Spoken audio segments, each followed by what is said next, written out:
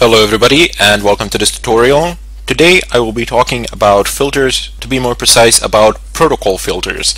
I will mention some of the protocols that we've talked about a bit before, but we'll get into more detail now, and I will also mention and explain some of the newer ones. So you have the option in Wireshark to filter all traffic via a specific protocol, although those are very loose filters and they will give you a lot of information. You want to downsize, you want to trim that information further, so we will at later stages apply some other filters to it as well.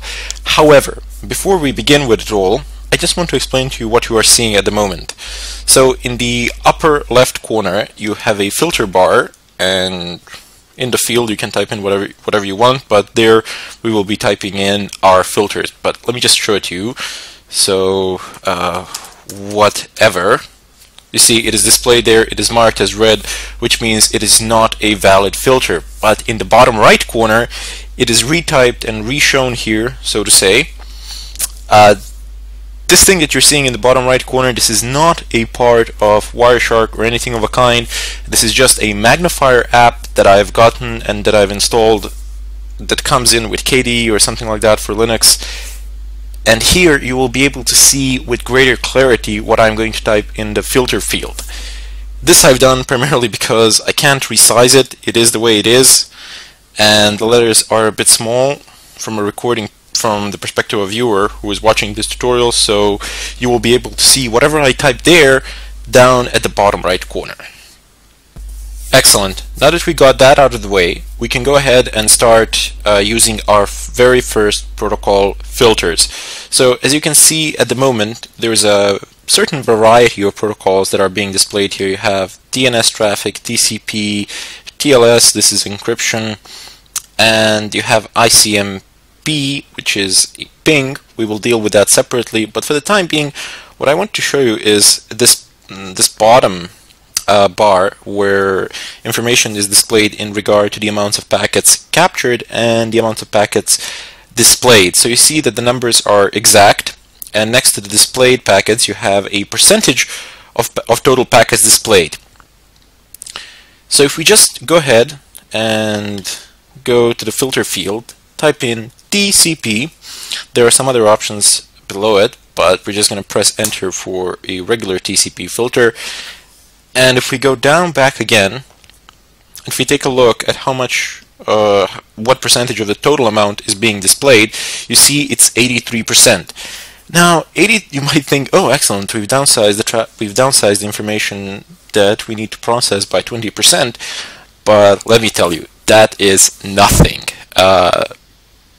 4,000 packets here is a fairly low amount, primarily because I don't have a lot of active internet connections at the moment while I'm doing this tutorial. But if I was on the net, if I was doing something, if my DNS server was up, if I was communicating with other computers in LAN, the number of these packets would jump to hundreds and hundreds of thousands, eventually into millions, etc. I have no doubt that after a while the live capture process would probably crash my computer because I would simply run out of RAM.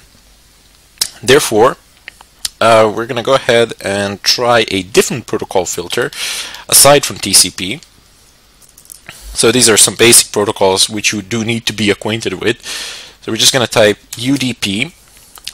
We didn't talk about it much. I think I've just mentioned it or something of a kind before, but UDP is a user datagram protocol, and I will explain it to you in a second, but I just want to show to you packets captured and packets displayed. So this is displaying only 10% of the total content, primarily because there isn't that much UDP traffic in general.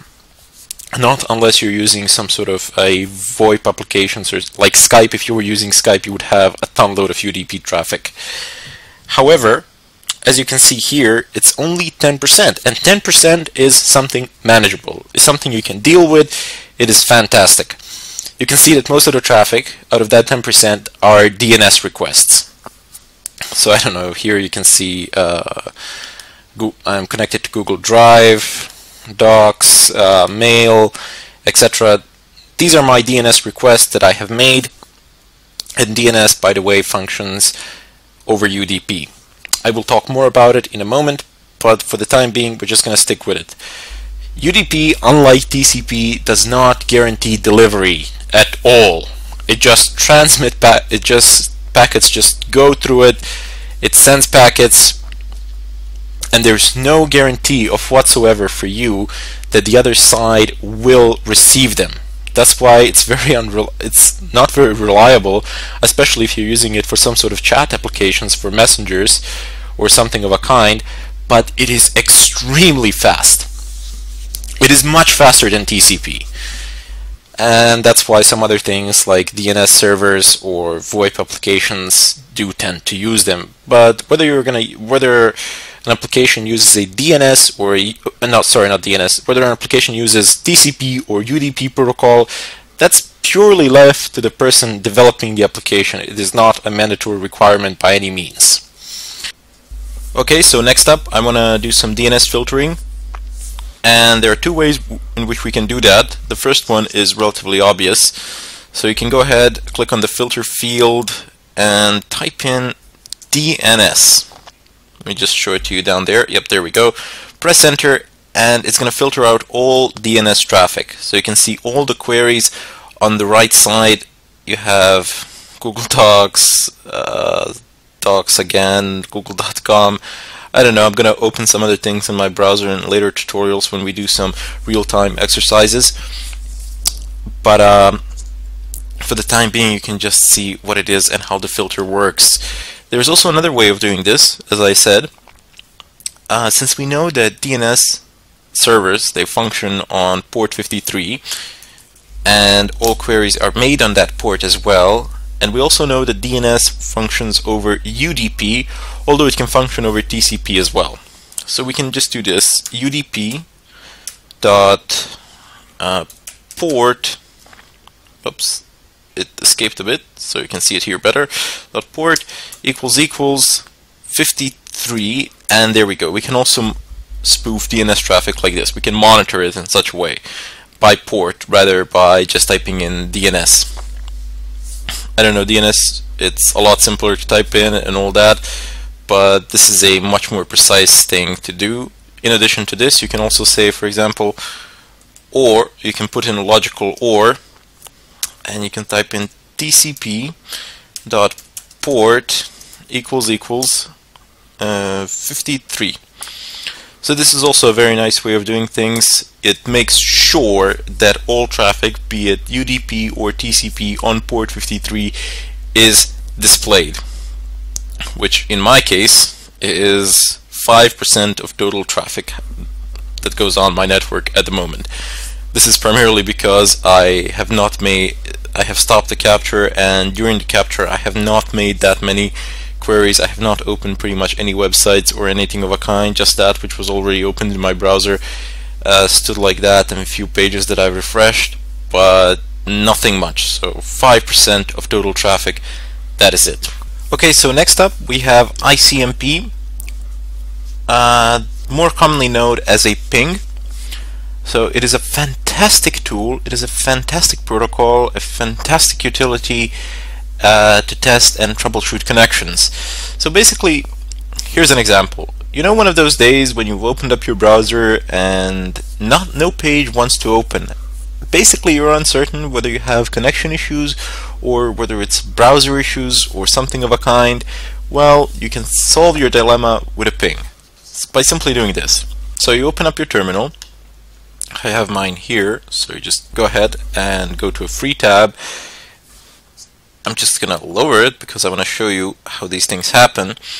And before we actually start any ping processes on the terminal, I would like my filters to only capture ICMP packets. I don't want it to show all these things because it's going to be confusing and we're not going to be able to see them. So I'm just going to go ahead and type ICMP, and that's going to be my filter. Press enter. There you go. The screen is clear. There are no ICMP packets, primarily because we have not transmitted any. So we go ahead and type in ping google.com. When I press enter, just watch what happens. Watch how many packets are gonna come out. And there we go. It's starting. So you see protocol, ICMP, ping request, reply, request, reply. It just goes on and on and on. If you're using a Windows machine, this is going to repeat 5 times if I'm not mistaken. If you're using a Linux machine, it's going to repeat God knows how many times. But you can specify the amount of pings you want to send. In any case, as I said before, a fantastic way to test out your connection. So you see, this is just a communication between me and I am 192.168.1.2 and the Google server, which is, well, not Google server, but yeah, it basically is a server, but this is an IP address of google.com, so 208.117.229 and 219. I have pinged it. I now know that I have internet connectivity, that I have the ability to reach the outer world, and if my browser won't open a page or something like that, it could be that there's something wrong with the browser, or that a firewall in my local network is preventing me. A proxy server, that could be a proxy server that's preventing me to exit on the net. In any case, that would be it for this tutorial. Here I will wrap things up, and in the next tutorial we will be dealing with IP string and port filters, so we'll be able to see how those function, and after that we should be able to do some live exercises. I'll make a setup for you guys, so we'll have more than one machine and we will see how they can communicate in between each other, and more importantly, at later tutorials we will see how we can actually capture that traffic, how we can analyze it and get some useful information from it. In any case, I bid you farewell until next time.